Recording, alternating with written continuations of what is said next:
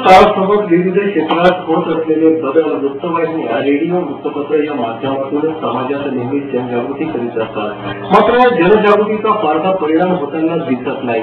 त्याचे जिवंत उदाहरण म्हणजे समाजात वाढणारी अपप्रवृत्ती, गुन्हेगारी.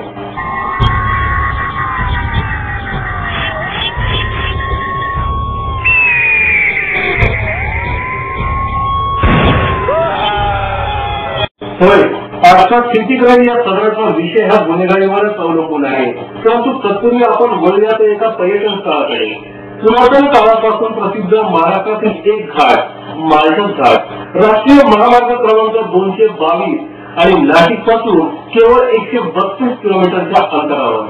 आकाशात भिडलेल्या उतुंग कड्यावर कोसळणारा मुसळधार पाऊस आणि शुभ्र खळखळत फेसाळत येणारे धबधबे, हिरव्या गालिच्यावर हळूवार सरकणाऱ्या दाट ढगांची गर्दी, त्यातून वळते घेत मध्येच बोगद्यात जाणारा रस्ता.